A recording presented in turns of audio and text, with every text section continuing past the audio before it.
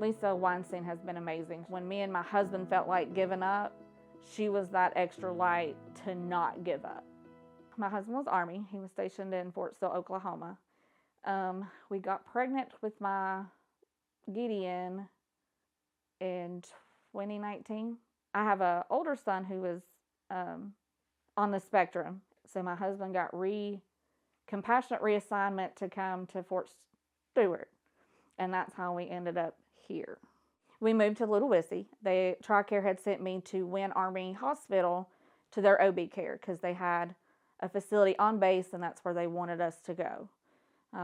Saw random doctors. I never saw the same doctor twice. My pregnancy here was rough. I was having passing out spells, constant pain. They overlooked my issues and just said I need to take Tylenol, drink water, lay down. I'd go into labor and delivery. They would hook me up to the monitors, monitor me for a few minutes, and then be like, you're fine, go home.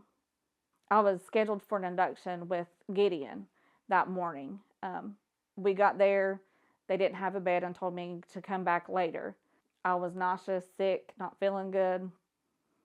So we went into the lobby and sat there, and a colonel or somebody brought me a trash can because I was getting sick. So they finally put me in a room, and as soon as I got to the room and hooked up, my water broke.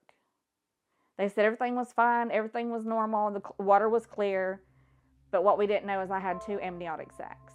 The first one broke, it was clear. The second one was meconium filled.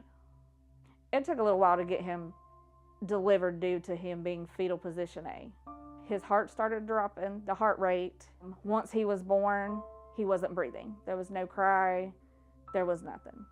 When he was in the NICU and they told us he started having seizures in transport, they done 4 spinal taps and it came back it wasn't meningitis. So then when they done the MRI, that's when they found damaged parts of the brain. We had to go see a neurologist for the seizures. She wanted him to be tested genetically to see if it was a genetic reason for the seizures.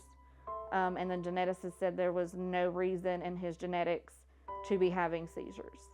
And then that's when I started putting 2 and 2 together that something had to have happened and this isn't normal. I was searching Facebook one night and the ad for Eisenhower and then popped up. So I filled out the application and it said one of the attorneys would be contacting us soon. And then Monday we got a phone call from the attorney and they were interested in looking at the case. Lisa Weinstein has been amazing. She kept us constant communication. She found out medical stuff that we hadn't even seen yet. Lisa was very professional, very thorough. She had every expert that she could think of that would be helpful to the case. She had Gizzy checked out by multiple doctors just to see if there was anything else that we had missed. We couldn't find an attorney here to help us. We had to leave the state to find somebody, and she was the only one that we had called that would help us.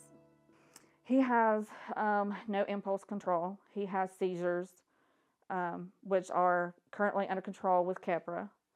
He has no danger concept. So if he sees a car coming and he wants to go walk in the road, he'll do it without thinking I can get hit. So we have to keep a leash on him constant, keep eyes on him. Giddy is going to be needing like occupational therapy. Some speech therapy may be coming into play. He sees his neurologist and a lung doctor now. And an ENT. He goes to ENT now. And now with Lisa getting us what we settled for, now we're able to make sure he is took care of in case he is stuck at home living with mom and dad, not being able to fully function outside. So he's got enough to make sure he's comfy and his medicals took care of. She is a very high energy person, very upbeat, positive lady. She kept our spirits up when we felt like we were failing throughout the case. Because battling the military, it's tough. Going up against them and you're just a little person in this big unit. But she made sure that we didn't give up and kept fighting.